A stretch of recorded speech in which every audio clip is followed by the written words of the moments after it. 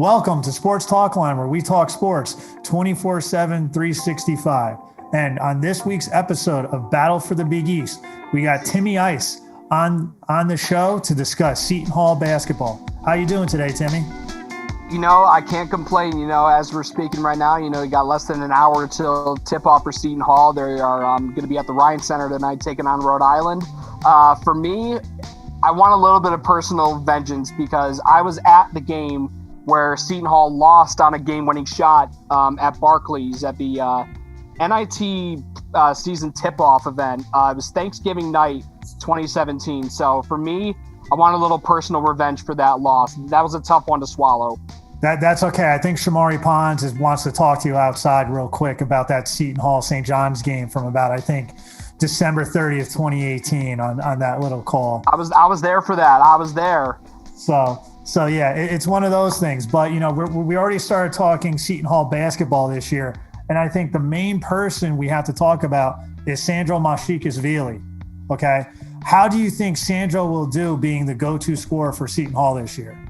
It's going to be almost a remnant of the way they kind of ran the offense through Angel Delgado the last 2 years that he was at Seton Hall. But the main difference is with Mamu, this is a guy who is 6'11".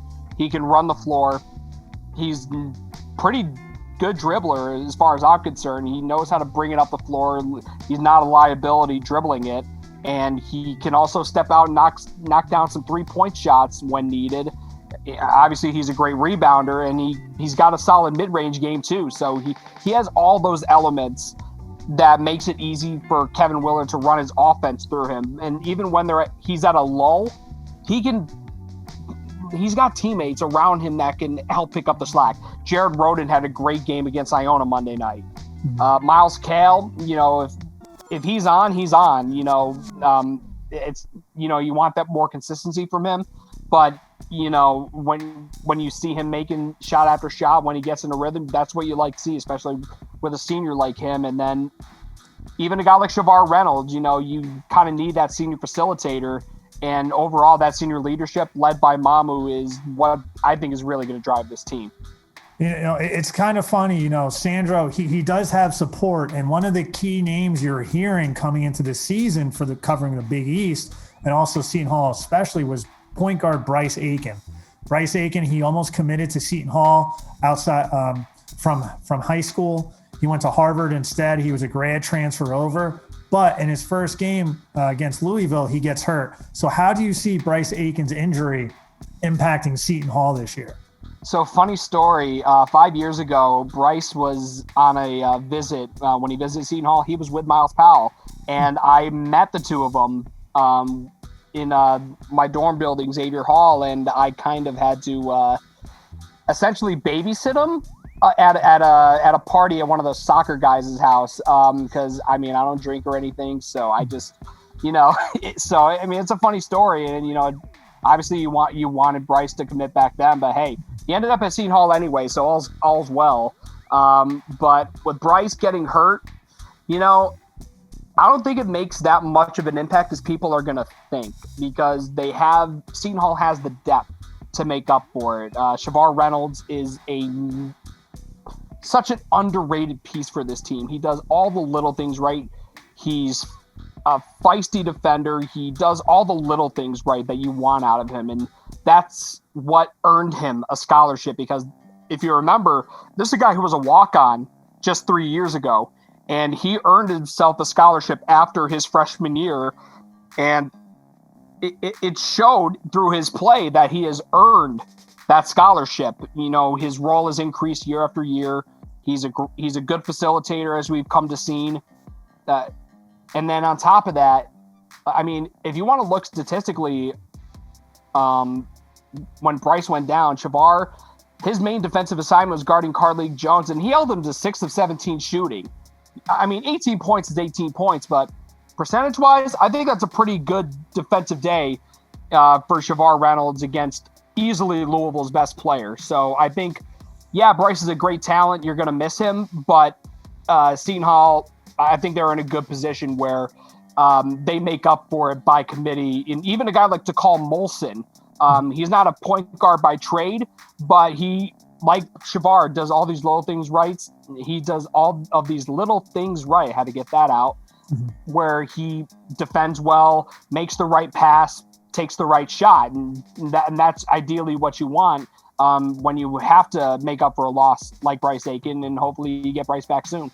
Now, you mentioned doing some things right, and hopefully the viewers right now, if they haven't done so already, click that like and subscribe button to follow Sports Talk Line, where we talk sports 24/7, 365, and can continue watching all our episodes of Battle for the Big East.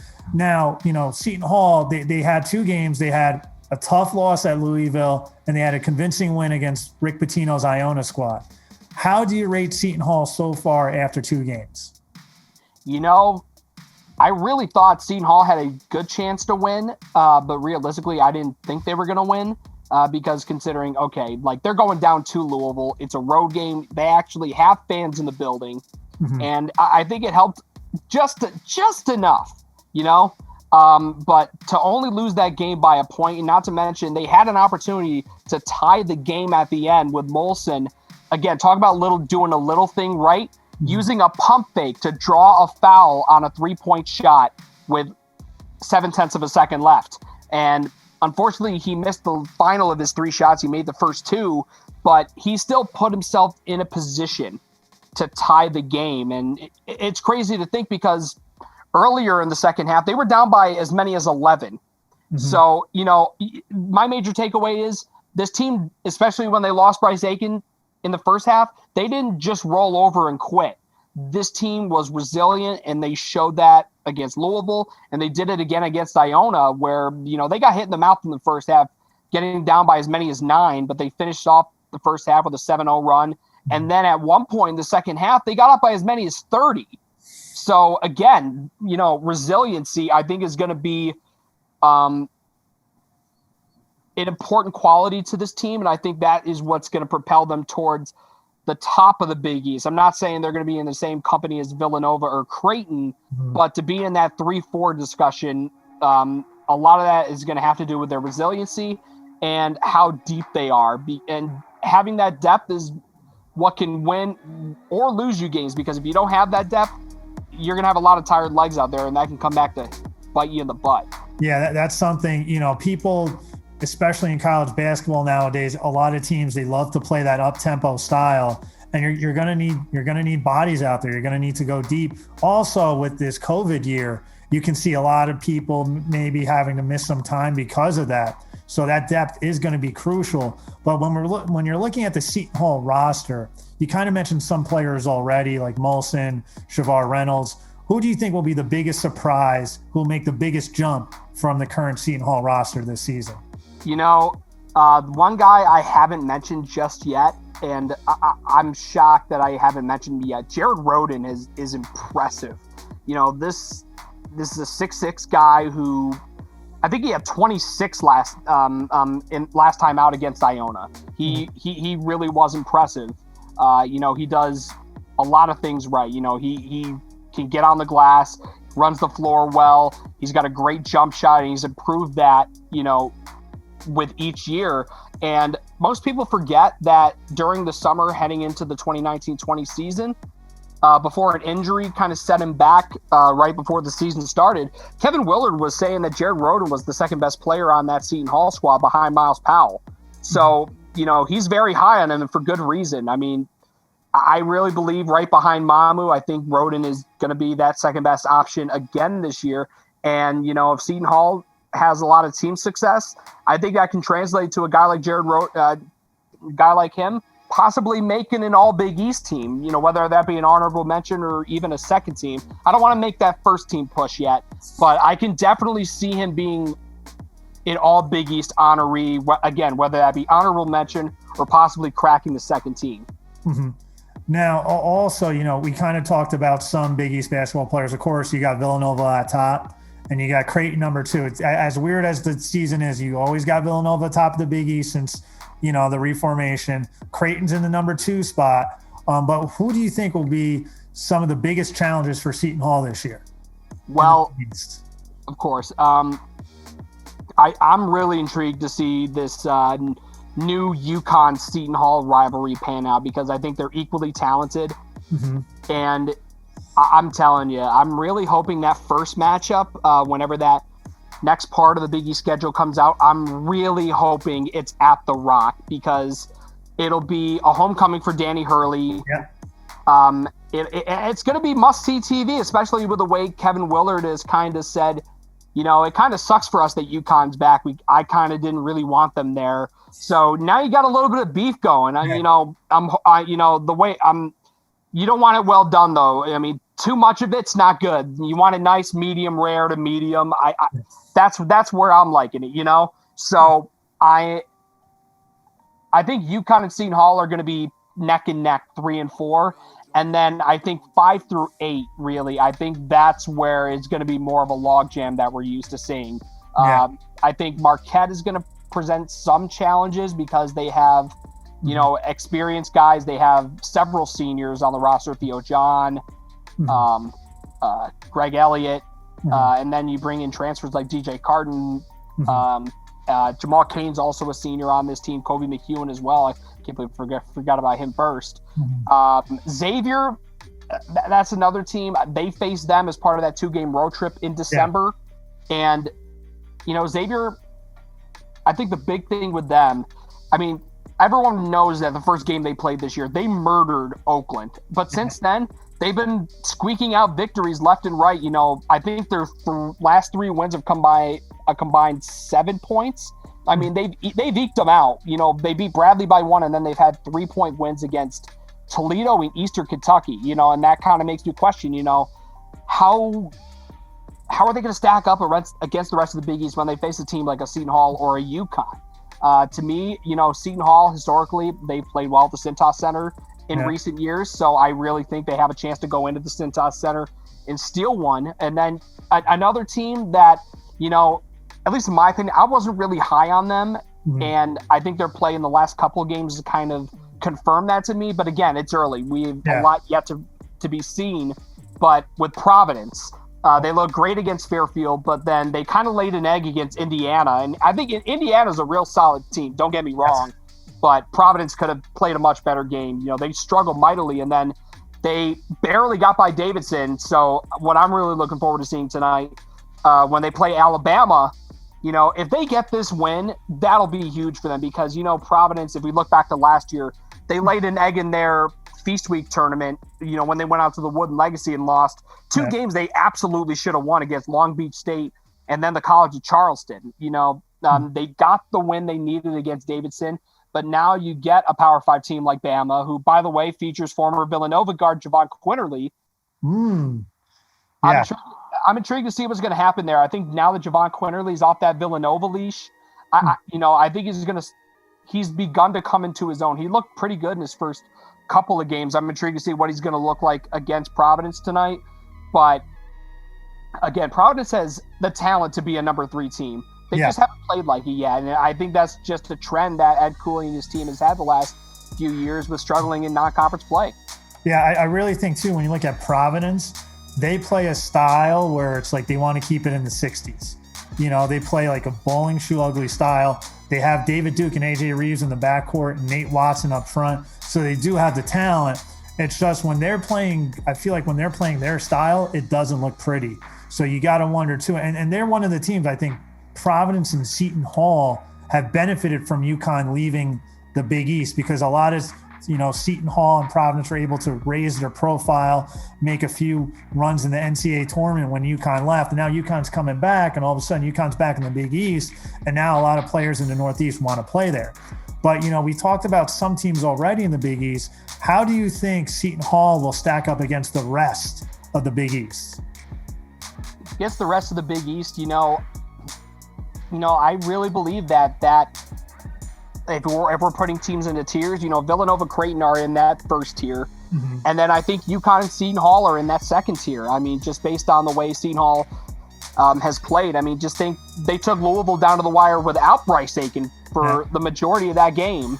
And let's just disregard what happened in the first half of the Iona game, because they just looked incredibly razor sharp in the second half. I think they had 50 second half points still with like 4 minutes left in the half. So, and I think Seton Hall, the more they get to play, because they're going to be challenging themselves a lot over the next few days. They play Rhode Island on the road. They play Penn State on the road on Sunday night. And then you get a neutral site game against Oregon. And I think the guys who were on last year's squad are going to remember that loss in the Bahamas last year at the Battle for Atlantis. They had a 19-point lead that they blew. But again, both of these teams are significantly different because you look at the stars that were lost on both sides. Seton Hall, no more Miles Powell, but on Oregon's side, no more Peyton Pritchard. Yep. I'm really intrigued to see what Oregon's going to bring to the table. And I think I think it literally is pretty even, like geographically, in terms of where this neutral site is, playing at the CHI Health Center in Omaha, the home of the Creighton Blue Jays. And I think Seton Hall, I think they really want to go in there and get a win there because that was actually the site, their last game that they played last year was the CHI Health Center. And I think everyone knows what happened there. There was neck and neck for most of the game. And then Creighton just blew them out of the water in the last 10 minutes of the game in what was a tie game and ended up being a 17-point rout. So I think the guys that are back, I think that's going to be fresh in their minds.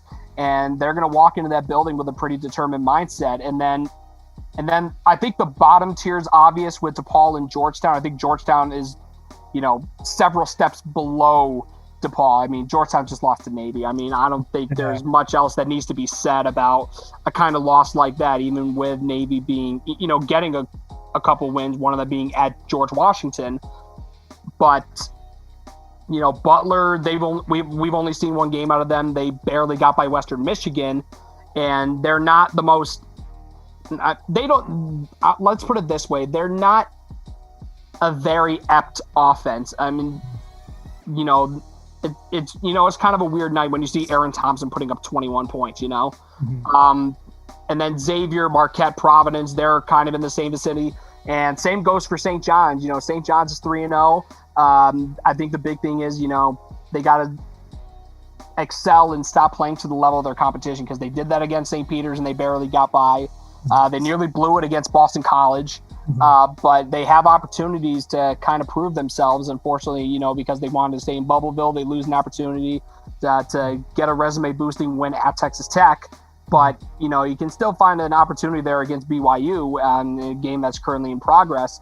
And then they have the talent, though, and for them to be ninth in the preseason poll, just major injustice. I think they're way better than that. I had them as a tournament team, actually. I had them as like a last four in with the potential to be like a 9-10 seed as like maximum potential. I really believe they have tournament talent, just a matter of making good on that. Well, I think when you talk St. John's, you really got to look at it. It's like every time they're put in that upper echelon, it doesn't pan out. Because I think it was 2 years ago, and Chris Mullin, what turned out to be Chris Mullin's last year, they were picked to be number 3 behind Villanova and Marquette, but they ended up playing, the first night of the Big East tournament again. So I think St. John's and both DePaul, they have that feel in the Big East where it's like, unless you show us otherwise, we're going to put you at this bottom unless you change things. But St. John's does have talent, and they do have depth, and they are Seton Hall's, rival to say the least. But I'm going to bring up one more rival, and that's an interstate rival of Rutgers. Because if you look at Rutgers basketball right now, I think Steve Pikel, for what he has done at Rutgers, needs to go into the Hall of Fame because he turned Rutgers around. He didn't go out, for the most part, he didn't get the top 50 recruits. He developed his own players. And they're a top 25 team right now and a force to be reckoned with. At this moment, Seton Hall does not have a game scheduled against Rutgers. And Rutgers, that was a game last year. Miles Powell got hurt, but Seton Hall was not in it. Mama was out for that too. That was the first game he fully missed with that broken wrist. Mm-hmm. So do you see in this basketball season Rutgers and Seton Hall meeting? Kevin Willard said about a week ago that he said, I have a team and a plane. I'm ready to go wherever to play whoever. Mm-hmm. And Rutgers is not exempt from that list. I'll tell you this. I think Rutgers fans really believe that Seton Hall's ducking them. And I just really don't think that's the case.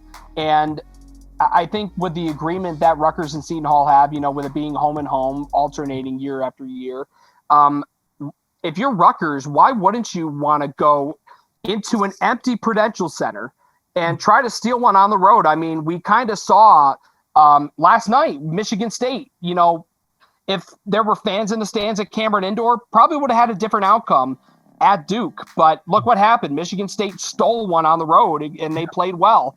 And I think in this case, if you're Rutgers, if there's a way to find an opening in the schedule, if you have a bye during Big Ten play, or if you have an opening at some point, maybe right before the new year, because I know Seton Hall has little to no wiggle room now because they have 5 Big East conference games in the span of 12 days between the 11th and the 23rd. But if you can find a way to schedule it during one of those off periods where Seton Hall's off and Rutgers is off, I really think if you're both of those coaches, you got to come together and find a way to schedule that game, because I think it's beneficial for both teams, because no matter who wins, I think Rutgers getting a road win would benefit way more, at least in my opinion. And I know the whole thing, there's going to be no fans in the stands, so where's the home court advantage really? But, at the end of the day, a road win's a road win, and especially against a pretty solid Seton Hall team, I think if you're Rutgers, I think you got to take that kind of shot. Yeah, and I really think, too, I think Rutgers and Seton Hall, they're both in a position right now where there won't be a, quote, bad loss. You got a chance for a quality win. And also the rivalry has been developing, and I think that's something a lot of the fans would like to see. But Tim, before we leave, can you tell us where we can find you on Twitter and any other programs you're a part of? Yeah, of course. So my Twitter and Instagram handles are @TheRealTimmyIce, and my podcast, The Igloo, is available on Apple Podcasts, Anchor, and several other major platforms. So make sure to check it out. I try to have at least 2 episodes a week now that the season's underway. I try to go Mondays and Fridays. Be sure to check out. I'll have a brand new episode out on Friday. I got former St. John's walk-on Elijah Holyfield, who's got his own podcast now. We actually had a really long but really good conversation, talking about a lot of good stuff, including a couple St. John's altercations, one of them being against Seton Hall at the Garden in the handshake line back in 2016, something I was there for. And then, of course, the infamous Mullen-Thompson confrontation in the Big East tournament 2017. So we talked about that and a lot more. So be on the lookout for that on Friday. All right. Thanks for having us, Tim. And if you haven't done so already, click that like and subscribe button where you can follow Sports Talk Line on YouTube. And remember to listen like you play with intensity. All right. We're good. So I think that went pretty well. Yeah, I totally agree. Yeah. I wasn't expecting Rutgers, but, I was like, you know what? Fire it up. Let's roll. You know what it was? It's something that kind of came to me, and I'm like, oh, wait, because I'm focusing on the Big East. And I'm like, oh, man, Rutgers is pretty good, because I'm starting to get on the Rutgers bandwagon a little bit, because it's just like, the little engine that could. And they've struggled for years, and I think they would have Mike Rice go down and all that stuff. Eddie Jordan during my first 2 years of college. I still remember the first 2 years of the Garden State Harbor Classic. They were just bloodbaths. Yeah. It was really bad. And then my junior year, after we beat them, I'm like, you know what? I'm glad that Rutgers actually put up a fight. And I feel like this isn't going to be the last time we see this. And then the following year, we're ranked 15th in the country, and we go into the RAC and we blow it. Yeah, the RAC is a very difficult place to play, and it's one of the things where, especially with fans in there, it's intimidating, and it's such a unique campus. And I give Steve Peichel credit. I think he's done a tremendous job, and he got Cliff Amarumi, who's a 7-foot top 4-star recruit who could be that missing piece, for Rutgers. Wait, Cliff O'Murray? Because I know he had Eugene. He had Eugene his first year. That's when he got Eugene O'Murray. He got Cliff too. Oh wow! Okay, I didn't know Eugene had a brother. Yeah, well apparently Cliff is better. And it was something too with Cliff. He was looking at schools and he wanted to make sure they had engineering as a major, or something like that. So you That's got to awesome. you got to give credit to that, where it's like, hey, that's great. But you know, you know what's really funny though about Rutgers, man? I don't know if you know this. They have this fat sandwich shop called Are You Hungry? Oh my goodness! Like I tried it. So I think it was either my junior or senior year of college. I think it was my junior year actually, where the guy, like me and my broadcast partner, after we do the game, we go to this place called Are You Hungry? And oh my God, the sandwich I got had cheesesteak, chicken fingers, French fries, mozzarella sticks, and honey mustard on it, all in one sandwich. That's pretty good. I usually go, you know, I've never been to Rutgers, but if I ever do go, I'll check that out.